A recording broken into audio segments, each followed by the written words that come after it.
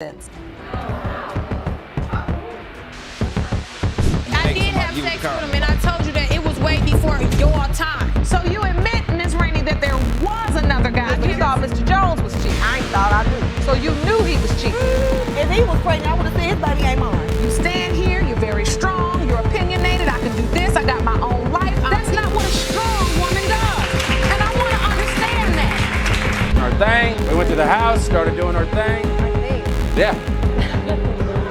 That night, when we, had sexual intercourse, you planned to get me pregnant. I feel like you did. Oh, no, that's a lie. Hold on. In the beginning, and I openly expressed that to Sammy at the time. Yeah, that's not what you said, Miss McDuffie. That really isn't. That's not what you testified to, but as you getting going, you story. Bringing out that lie. You can No, just it look ain't at no lie. It's not a lie. You can just look at her face expression. She's It's like, not a lie. I know she lying. It's not a lie. How is it a lie? Case 1, Miss Rainey steps into court, ready to confront Mr. Matthews head-on. She claims he not only made false accusations, but also turned his back on their child. Her goal today is simply prove him wrong and demand justice. Ms. Rainey, you are here today requesting 2 paternity tests and suing the man you say is the father of your children. You admit that you slept with one other man during the time of conception, but you argue that was only because Mr. Matthews refused to accept his responsibility. Mr. Matthews, however, isn't backing down in the slightest. He fires back, insisting Miss Rainey isn't nearly as innocent as she pretends to be. His words cut through the courtroom, setting the tone for a heated trial. Mr. Matthews, in your statement, you claim you have every reason to doubt you are the father of Ms. Rainey's children. You say she is known to be promiscuous and even named her son after another man. Yes, Your Honor. You say you are confident the children are not yours, and that will be proven when today's DNA results are revealed. Yes, Your Honor. The case begins like any other, but quickly spirals into chaos. What should have been routine turns into a verbal sparring. Neither side seemed willing to give an inch. Ms. Rainey, why did you name your son after another man? He told me to. Yeah. He told you to. And the reason is, when I found out I was pregnant, I told him and the other person that That you it was was living between both of them. You weren't sleeping with anybody else during the time of I conception. slept with him and Rondell. Mr. Matthews makes it clear he won't go easy on her. He hurls accusations with no hesitation, determined to tear down her credibility. The atmosphere is charged with hostility. I have to say that it's not possible that it can only be between me and one other person. She is known to have family trees in her. Miss Rainey explains why she chose the name Sully for her child. To her, it symbolizes resilience and strength hardship. She speaks with conviction, making her love for her child undeniable.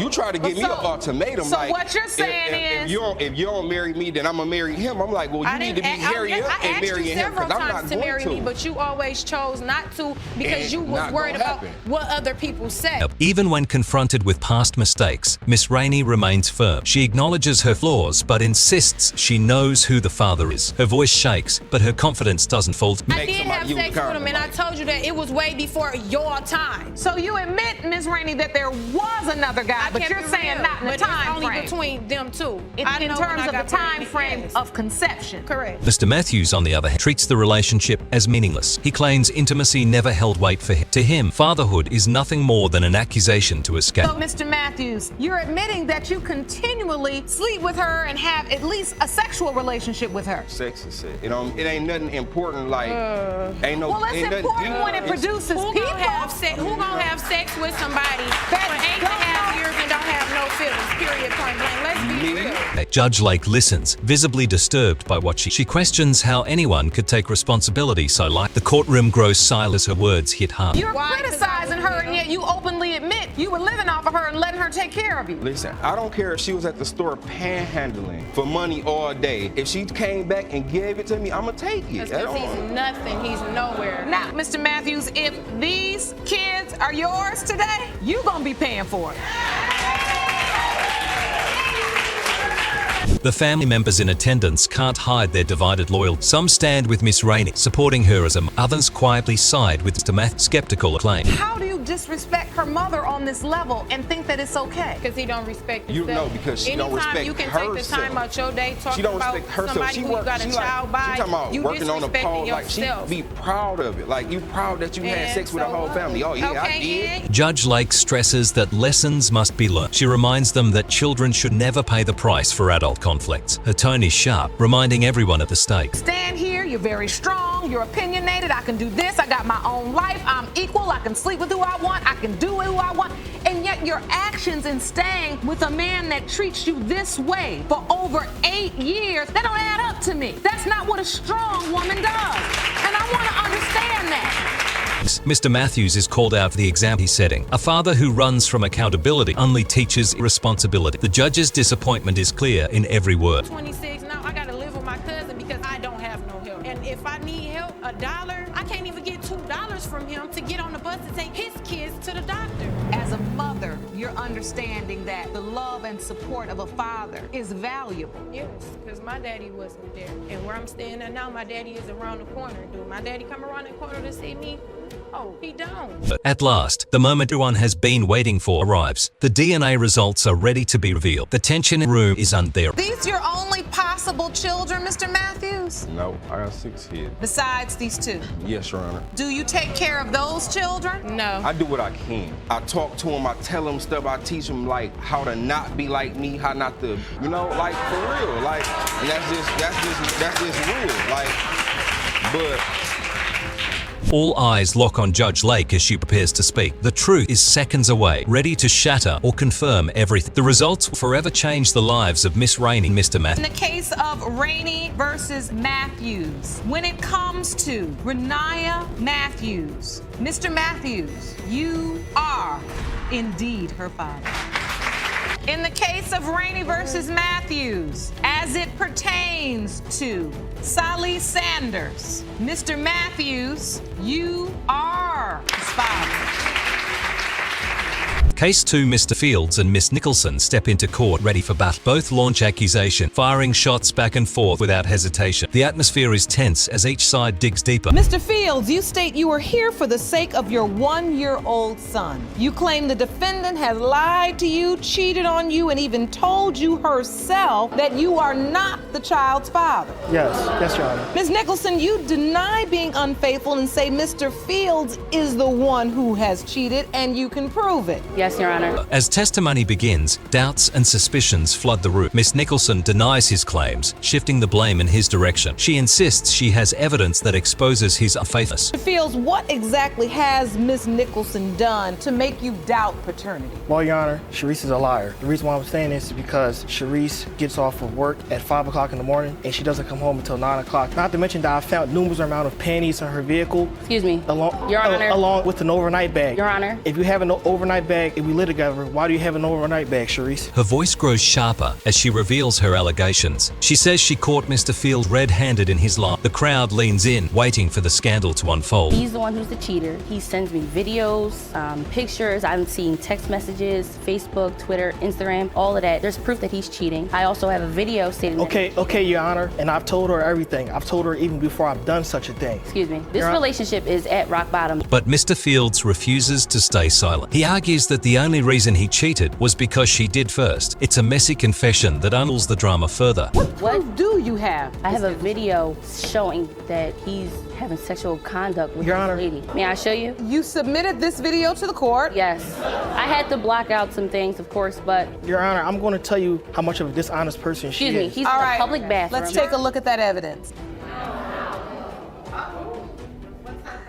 Donna, a close witness, confirms the ugliness of their feud. The truth, according to her, is layered with betrayal on both sides. What once looked like love is now reduced to bitterness. Your Honor, I did it out of anger, and I told her that I was going to cheat because she said she was going to cheat. Your Honor, just this morning before we got here hours ago, she told me that she slept with another man, and she took my son to go see him last week. That's actually his dad. Excuse me, Your Honor. I did not say that this morning. What I said to him was, you keep telling me that he's not your son, so yeah, I'm gonna let you believe that he's not your son. Judge Lauren grows visibly frustrated with their constant bickering. The courtroom feels more like a shouting match than a legal proceeding. Her patience begins to wear dangerously. So listen, this relationship obviously isn't going very well. No. Obviously not. Neither one of you trust the other, but I need you to take me back during the window of conception so I can understand what exactly is going on and why is there an issue surrounding this child's paternity. Mr. Fields makes a shocking claim that leaves jaw drop. He accuses Miss Nicholson of actually telling cheat. His words only deepen the confusion, despite believe. She says, go ahead and do it. I want to see you do it. Send me the video after you're done. Excuse me, why would I want my boyfriend to cheat on me? What sense, what female wants that? Does it make sense? It doesn't. Your Honor, Who wants to be cheated on? She says that out her mouth, along with her sister saying that she's a cheater and that boy is not mine. Each accusation seems worse than the last. The couple's arguments spiral until every dirty secret is thrown into the open. It's a spectacle no one expects to get this intense. But you were seen walking in the back hallway with him on camera. What camera? Where is it at? Where's the footage? Since I'm cheating, where is the footage to show the judge? Do you have any evidence of this, Mr. Fields? Yes, I do, but it's currently not here. Therefore, that's not evidence.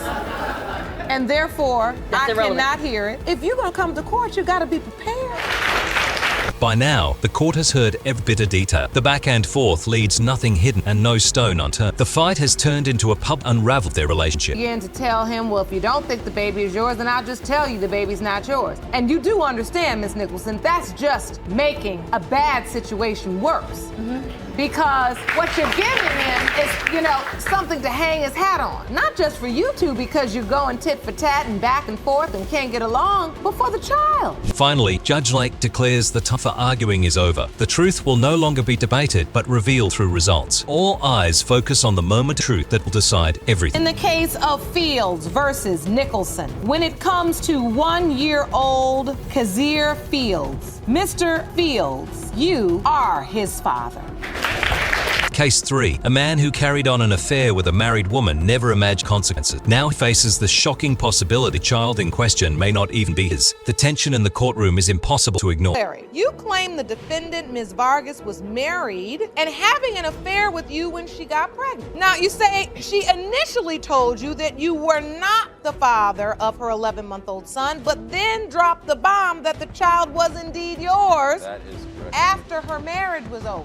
That is correct. When her marriage began to crumble, she turned to Mr. Angelo. Their late-night encounters blurred by alcohol left for doubt. Out of that chaos, a pregnancy raised far more questions than answers. First of all, Your Honor, Miss Vargas and I, we were never in a relationship. Okay. We worked together. We were good friends. She would come to me to confide with me over her rocky relationship that she had with her husband. Then, a few weeks later, she came in, said it's the last straw. I'm completely done with him. Then, next thing you know, we became better friends. She had brought her kids over a few times. We'd go out at night. Judge Lauren Lake steps in firm to restore. She warns both sides that uncomfortable truths may come to light. Her presence commands silence as the drama deepens. One night, we ended up back at my place. We'd been at the club. We got turned up. We were out there doing our thing. We went to the house, started doing our thing. Our thing. Yeah. That night, when we, had sexual intercourse, you planned to get me pregnant. I feel like you did. Oh, no, that's a lie. Hold on. Things take another twist when their behavior spills into court. They don't even stop their flirtatious exchanges in front of everyone. The audacity leaves jaws dropping across the room. I realize that you may hear some things that will evoke intense emotion. Yes, Your Honor. But you're not gonna clown or act a fool or use inappropriate language in this courtroom. You understand? Yes, Your Honor, I apologize. So you gotta find a better way to express yourself. All right, I can understand. The husband's absence does not make her choices any less questioned. Being separated doesn't give anyone the green light to betray. Judge Lake reminds her that accountability cannot be dodged. Even my friends at work would always tell me, like, he's looking at you again. Look at him. And they said the same thing to me. Really? Look, Vanessa's over there looking at you. Why would I look at you if I didn't have any feelings for you? If I didn't like you? I don't know. He was doing this stalker thing where he would be looking at me and I'd turn and look and yeah, there he goes, staring at me again. Well, look at you, you're beautiful. Come on now, any kind of man that likes women would stare at you. Under pressure, she tries to backtrack on her story. Every slip of the tongue exposes cracks in her defense. Each correction feels more like an admission than a denial. At this point, you're married, Ms. Vargas. Your Honor, at the time we were separated. So you two were intimate. Yes, just once. And then you found out you were pregnant. Yes, Your Honor. So within a 30-day or less time period, you had been intimate with your husband and also Mr. Angelari. Yeah, yes, Your Honor. Mr. Angelari is convinced she's hiding more than she admits, pushes hard, believing another lie has just been uncovered. His determination to uncover the truth only grows stronger. So when you first found out you were pregnant, Ms. Vargas, did you call Mr. Angelari and say this child is yours? Yes, Your Honor. So you told him it was his.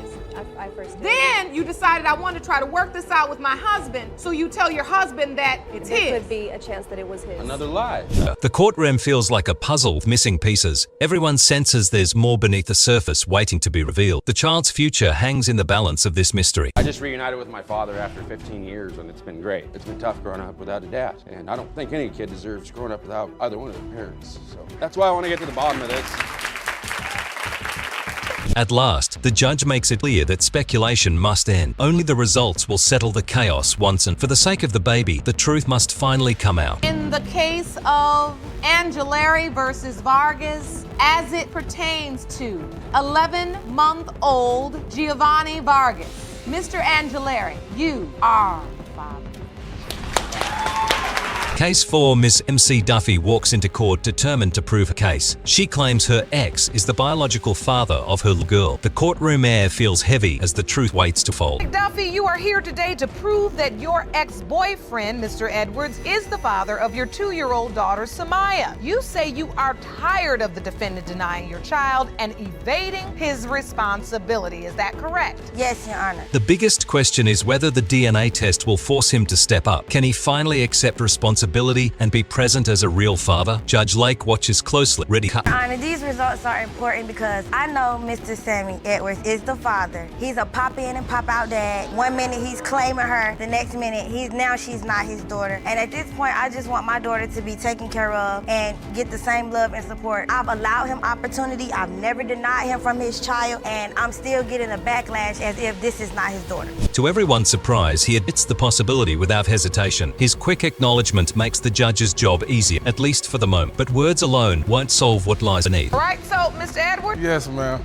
Oh! Yeah. You gonna make my job easy today. I'll be honest, you know. She said I'm gonna pop in and pop out dad or whatever, just simply because she's a gorgeous little girl, you know. I don't want to get too attached to her or get my family too attached to her because I just don't know if she's mine or not. The real issue is his inconsistency as a parent. Miss MC Duffy accuses him of being a pop-in, pop-out daddy. He shows up when convenient, then disappears again. Pop in, you pop out 1 minute, you calling her, that's good. Can I see my baby? Can I do this with my daughter? Well, and then now you're not. Like, I don't get it. Make up your mind. So, Either you're her dad or you're not. This story traces back to a spring fling that got out of hand. A night filled with reckless choices led to complicated consequences. Neither imagined it would lead them to court years later. You had sex the first night? Yeah, 3 times. Did you use protection? Oh, nah. Whoa, so alcohol can drive you to produce a baby. I'm not gonna lie. I hot dog no bun. I ain't gonna lie to you. What in the world? What is all this sex with just no protection? And alcohol was involved in that situation too. So. With you, not with me, because I don't drink. You were drinking that night. Alcohol played a major role in the blurred decisions of that night. What seemed like endless fun spiraled into life-changing out. Now, the past refuses to stay buried. I found out I was pregnant through the doctor's office. I took 48 pregnancy tests. 48? No, it didn't come up in my urine. That is not how I found out I was pregnant. All right. You know that. I found out I was pregnant through a blood test. Miss MC Duffy insists she went through multiple tests to prove her point. She wanted undeniable evidence to end the back and forth. Her determination shows just how far she's willing to go. Mr. Edwards, once you found out she was pregnant, how did you feel? I'm not gonna lie to you. A part of me was excited, even though we really didn't know each other because, you know, I love kids. And a part of me was like man, this child may not be mine. She also recalls his family reaching out to her at a time. Their involvement uncomplicated an already messy situation. She questions why they would play such a manipulative game. His whole family hit me up on social That's a lie. media. That's a lie. What? I'm talking about harassing the hell out of me, talking about this is not your child, you're stupid, why are you taking care of this child, or why you got, not child, but why you got How her. pregnant was Ms. McDuffie Still like at the 6 or time? 7 months, you know what I'm saying, around that time. Now, he accuses her of creating a smokescreen. He claims she stirs confusion instead of telling the full truth. The blame game only intensifies the courtroom tension. He can't have kids because we went to the sperm doctor and they said his sperm is this and that, but she just recently said she keep in contact with this guy and now he has a daughter. At one point, the discussion shifts to her intimacy with multiple men. She admits mistakes, but denies it changes the reality of fatherhood. The revelation shocks everyone in the room. I never wanted a relationship with him. It was never a relationship in the beginning, and I openly expressed that to Sammy at the time. Yeah, that's not what you said, Miss McDuffie. That really isn't. That's not what you testified to, but as you getting going, you story. Bringing out that lie. You can No, just it look ain't at no lie. It's not a lie. You can just look at her face expression. She's It's like, not a lie. I know she lied. It's not a lie. How is it a lie? Judge Lake listens as patience wears thin. She refuses to let the case spiral into endless arguments. It's time to focus on facts rather than petty attacks. Your testimony started out one way, and the next thing you know, it ended up being that you did have a sexual relationship. He knew I had a sexual relationship. I didn't deny that from him. Did you know that, Mr. Edwards? I don't know what she got so here much. you go with this, I mean, man. I don't play like that. I'm openly honest. All right. From what I knew, this man have dates. All right. Finally, the moment arrives to reveal truth. Judge Lake prepares to read the results that will end all speculation. For the sake of the child, this bubble of chaos must burst. In the case of McDuffie versus Edwards, when it comes to 2-year-old Samaya McDuffie, it has been determined by this court. Mr. Edwards, you are the father. Case 5, Mr. Jones enters the courtroom determined to clear his name. He strongly believes he is not father of Miss Turner's baby. His goal is to put an end to the doubts once and for all. Mr. Jones, you state you have always believed you are not the father of the defendant's 5-month-old son, Amir. You claim your suspicions were confirmed after receiving a text message just 3 weeks ago. Is that correct? Yes, Your Honor. The question is, what triggered his uncertainty about the child? He claims something just didn't add up in their relationship. Suspicion kept growing until it became impossible to ignore. Tell me why you don't believe you're the father. Like you said, just 3 weeks ago, I received this text message from Facebook from somebody I don't even know. And this message says, why you claiming that baby? Men running in and out of her house. Get a DNA test. Don't be a fool.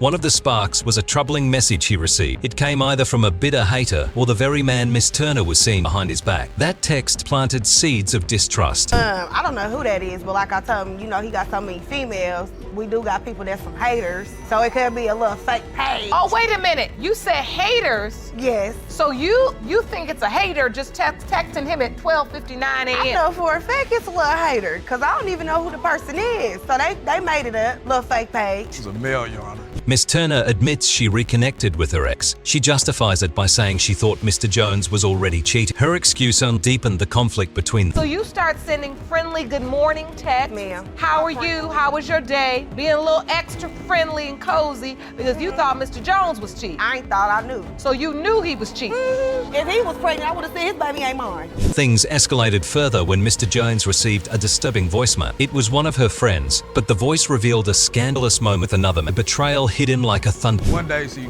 butt dialed me, or however she called me. I don't know if it was on purpose, but for me, I didn't answer the phone. It was a message. Why you ain't answer the phone, though? Why you ain't answer the phone? Where was he at? On my voicemail. Where was he at, though? Why you ain't answer the phone? It was a message. It was late night. I was asleep. Oh, he was in the hotel room. So hold on, Yeah. Miss Turner, let me hear this story. When you played your voicemail, what'd you hear? I heard moaning. Moaning? I heard moaning, and I heard another man talking to the... Despite the chaos, Mr. Jones insists he tried to step up. He wanted to be a father figure, even with doubts looming. His efforts show he cared more than she believed. A lot of times, I always tell people, when you grow up without having your father, it can go one of two ways. You can either be the father you never had, or you can be the father you never had. Same sentence, two different meanings. And I appreciate, Mr. Jones, you saying you're doing your best to be what you never had, and sometimes you don't even know how to be that. Exactly. Now, the courtroom shifts to the decisive moment. Judge Lake prepares to reveal the DNA results. The truth is about to silence all the speculation. In the case of Jones versus Turner, when it comes to 5-month-old Amir Turner, it has been determined by this court. Mr. Jones, you are the father. 100% positive that Mr. Martin is not your son's biological father because your ex-boyfriend, Mr. Richardson, is. Yes, Your Honor. You say today's DNA test will allow you to get rid of Mr. Martin? Case 6. The drama court takes center stage as Miss Bruton fronts Mr. Martin. She insists her ex, Mr. Richardson, is the real father of her baby, but Mr. Martin is here, confident that the child belongs to him. It only takes one time anyway. Yes, it only takes All one right. time. So you say this is your child, Mr. Martin? Yes, Your Honor. And you know that for certain? Yes, Your Honor. In the court papers, you say him. Both sides start pointing to the baby's appearance. Miss Britton claims the child looks like her ex, while Mr. Martin swears he sees himself. Clearly, a DNA test is the only way to end a debate. And we was having our ups and downs in our relationship. And so when I met Mr. Martin, I confided him as a friend, and then our friendship grew into a sexual relationship. The root of the problem is tangled in infidelity. Miss Britton admits she stepped out on Mr. Richardson, saying their relationship was falling apart. Still, cheating only complicated everything, especially with a baby now in the mix. In a relationship with him. But you were trying to get her pregnant? Yes, Your Honor. So you just gonna go out and just make a baby with anybody? No, not with anybody, but that's what you're saying. I gotta get to know you, though. Okay, but you... Then Mr. Martin shocks everyone with his confession. He reveals he wanted a baby all along, even without a relation. At just 19 years old, that's a heavy responsibility he may not fully understand. You in there? Yes, Your Honor. You are a possible father of this child. I don't know who he think he slept with more than twice, but it sure wasn't me. We only had sex twice. So at the point that you... Miss Britton argues that because they were only intimate twice, pregnancy wasn't possible. But timing is everything, and conception doesn't require many chances. She kept her affair from Mr. Richardson, claiming she didn't want to lose him. Mr. Richardson. I didn't even let Mr. Martin know when I had Logan. You didn't? No. You didn't think he had a right to know that the baby was coming when it potentially could be his? No. Her choices show she's more focused on what she wants than the truth. She left Mr. Martin out intentionally, deciding he wasn't going to be a father. Meanwhile, Mr. Richardson signed the birth certificate, believing the child was his. It really tore me up, because I've been with her, throughout that pregnancy, been there, signed the birth certificate and everything, held him in my arms, doing what. Mr. Richardson has already built a bond with little Logan. He cherishes their moments together and sees himself in the boy. But Mr. Martin refuses to step aside, holding firm to his belief that Logan is his son. Now you're here and you're saying you're 100% Yes, I'm 100% positive. That Mr. Yes, Richardson... you just want to mess up our family, Mr. Martin. Judge Lake cuts through the back end, pointing out that Miss Britton likely knows the truth deep down. The only way to end the lies and shifting stories is through science. Now, the results are ready, and the true father is about to be revealed. Determined by this court. Mr. Richardson, you are not the father.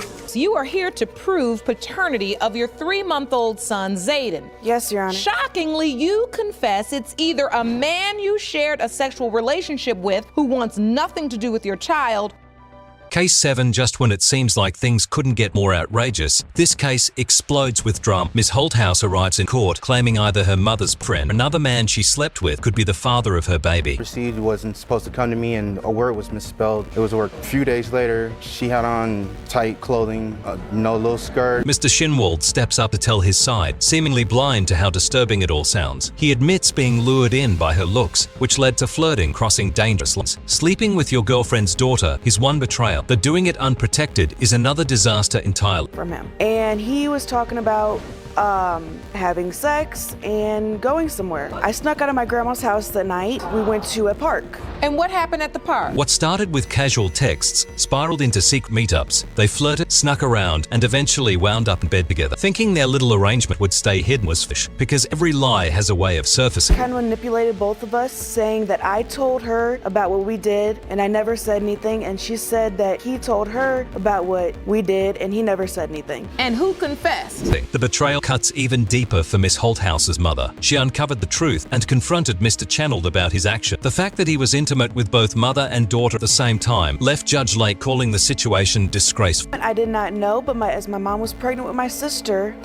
my sister is Mr. Chenault's daughter. How old is her daughter? About to turn 11 months. How old is your child? To make matters worse, there's speculation he may have impregnated them both. The courtroom gasps possibility, and the chaos grows louder. Ms. Holthouse further admits she was also involved with another man, leaving everyone unsure who the real father is. Me and Miss Bogartis just have to figure something out. And so how often do you get to see Zayden? We actually all stay together. You all stay together? Yes, ma'am. And you two are trying to work on and save your relationship. Then comes another shock reveal. Mr. Chenault actually helped raise Miss Holthouse. Having known her mother for 2 decades, the revelation that he may have fathered his stepdaughter's child leaves the courtroom speechless. You're not sleeping together anymore and haven't slept together since September, we have access and we can take a lie detector to calm your wife-to-be fears if you pass that. Even with the evidence stacked against them, both deny their ongoing involvement. Judge Lake challenges them to prove their honesty with a lie detector test. Unsurprisingly, neither is willing to take it, exposing the cracks in their stories even more. Girl without a father. Well, then we gotta do something. Something's got to give.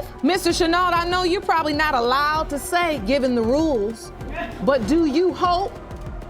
Ms. Holthouse says she doesn't want either man to father her child, but she also doesn't want her baby to grow up without. Meanwhile, Mr. Channel focuses on repairing things with her mother rather than owning up to the child. With the DNA results in hand, the truth is finally ready to be revealed. Mr. Chenault, it has been determined by this court. You are not